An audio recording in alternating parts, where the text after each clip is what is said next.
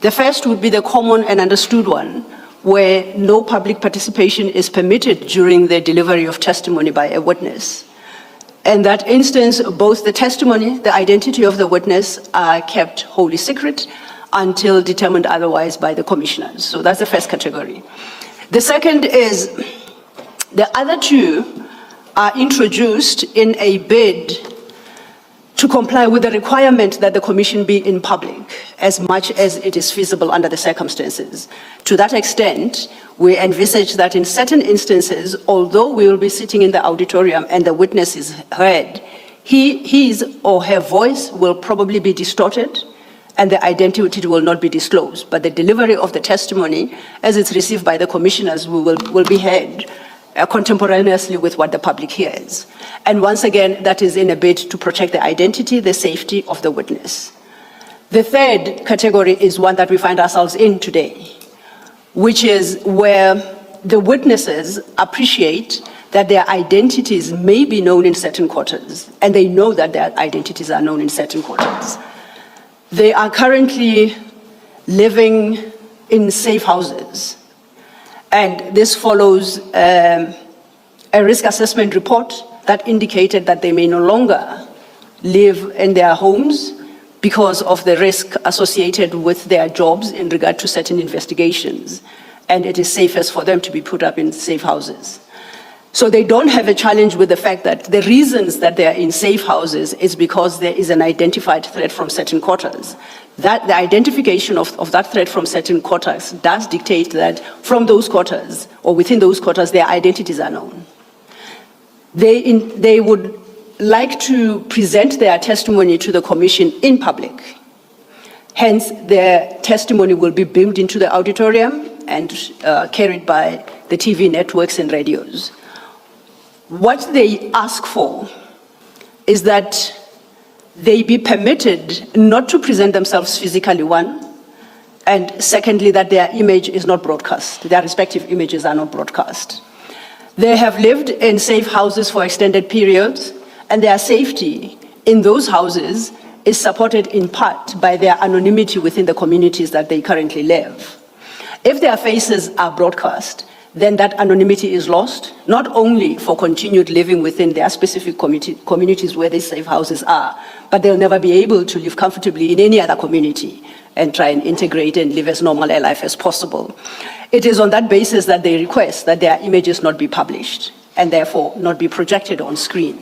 Their voices, however, will remain normal. They will not be distorted. Their names will, for the moment, be withheld. They will be disclosed in the fullness of time. So we refer to them, there are three of them, as witness A, witness B, and witness C. It is accepted that those who know their voices will immediately identify them and know who they are. They believe that that is a risk that they have ways of mitigating, and they can live with the risk. It is their images that they would seek to be protected. So we appear before you here, and in terms of the ruling you made on the 16th of October 2025, with a slight amendment that in a bid to be as transparent as the Commission can potentially be, to share the testimony of its witnesses with the public, that we be permitted to run the testimonies of these witnesses in this auditorium with their voices heard, not distorted, but their images not projected. We did consider whether or not this mode would be prejudicial to the purpose and the terms of the Commission, and we conclude it is not, because their identities are irrelevant. What is relevant for purposes of public interest is the content of their testimony, and that will be heard in full. Any documents that must be projected on screen or that would have been projected on screen during the evidence of any witness will continue to be projected today. So to the extent that it is necessary, the projections will be made on the screen, become immediately available. When each witness has finalized their testimony, both their statement and the transcript in relation to their testimony will become immediately available with the necessary reduction to withhold their names.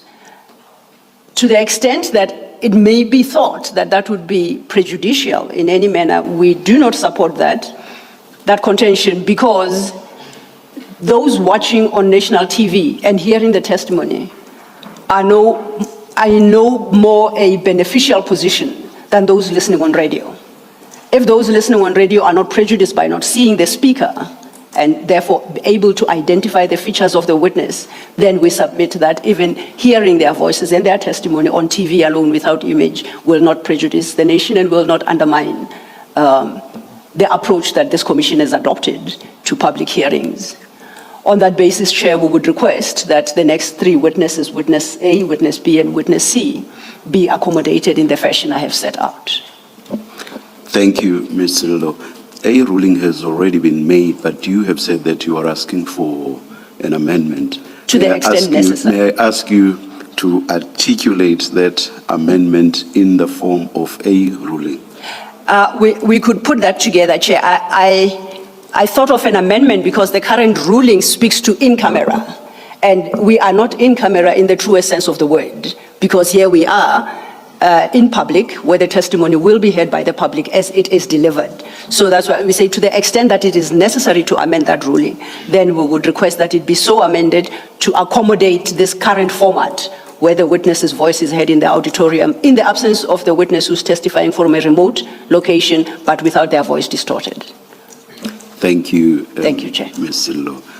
The ruling then is that the ruling made last week is amended such that today's hearings, not only today's, in fact, the testimony of witnesses A, B, and C, yes, will be heard in this open session, subject to their faces not being seen, and also they will be testifying remotely.